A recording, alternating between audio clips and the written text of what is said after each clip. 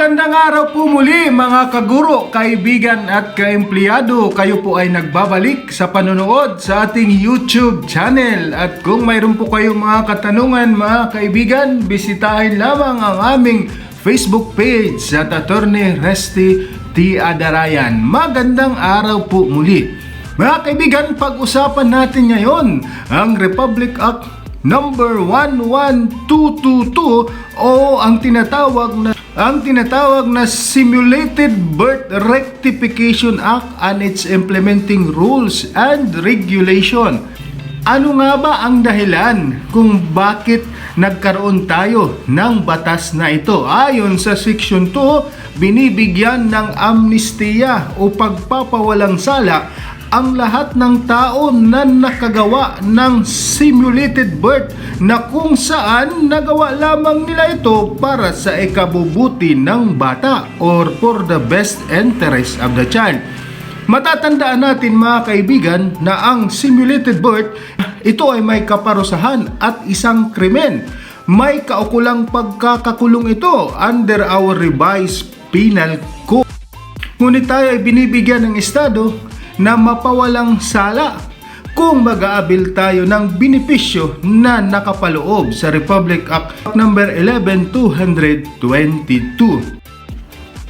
Pangalawang dahilan mga kaibigan, to fix the status and filiation of the child, para ayusin ang status at pagkakakilanlan ng isang bata. At pangatlo, para maiwasan ang anumang kriminal, sibil o administratibo na obligasyon ng mga tao na nakagawa ng simulated birth.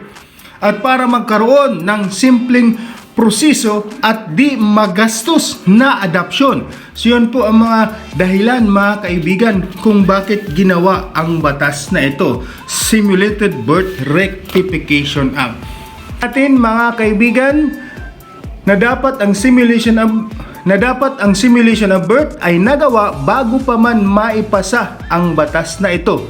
Kaya kung nagbabala ka pa lang na gumawa ng simulation of birth para maiwasan ang gastos ng adoption, aba, hindi na yan po pwede.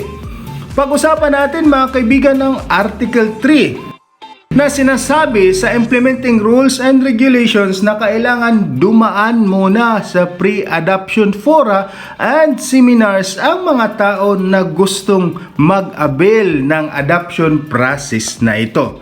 Ano ang proseso? Ano-ano ang mga proseso sa tinatawag na administrative adoption?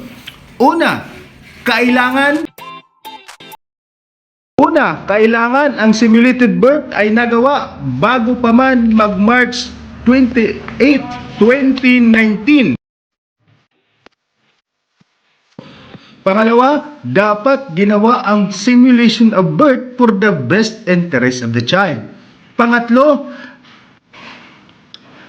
dapat ikaw ay makapag-file ng petition bago pa mag-March 29, 2029.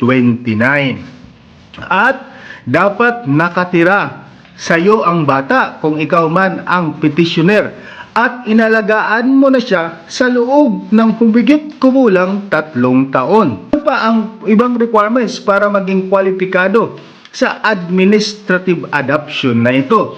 Una, you must be a Filipino citizen of legal age, has a full civil and legal rights, have a good moral character, not convicted by any crime involving moral turpitude, has an emotional and psychological, be in a position for support, education, and care for the child. At tandaan natin mga kaibigan na kailangan din natin kunin ang consent ng mga sumusunod na tao. Kailangan mong kunin ang permiso ng adoptee 10 years old.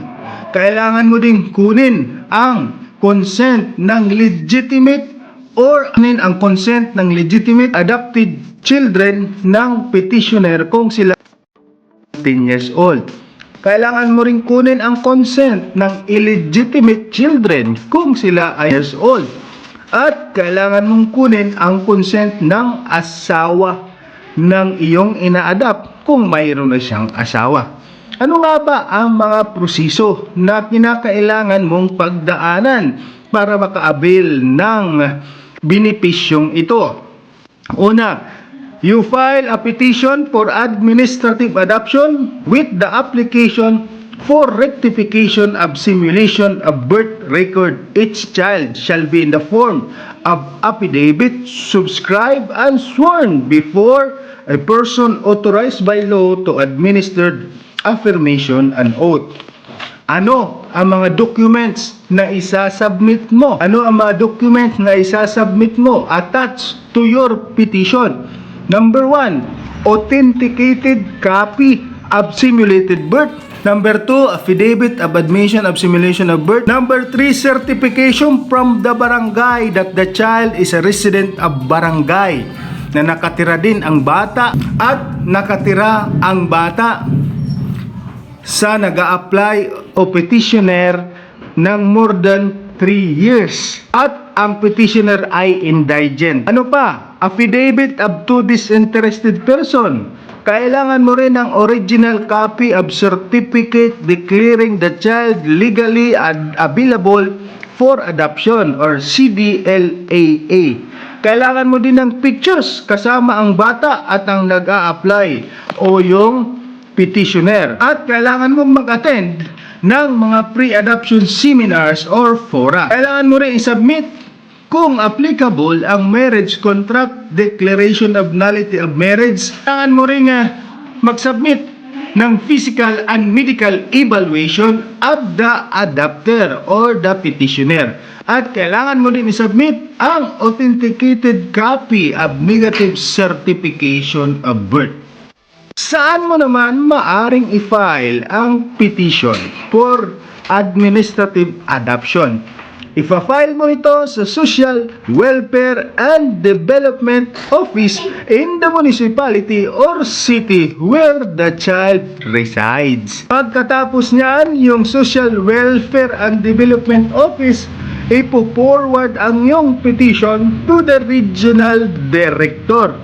At ang regional office naman o regional director will transmit the petition to the office of the Secretary of DSWD. The Secretary shall act on the petition within 30 days. Ano ang magiging epekto ng administrative procedure for adoption?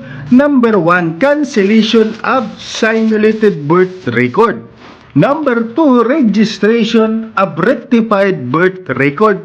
And number 3, issuance of a new birth certificate.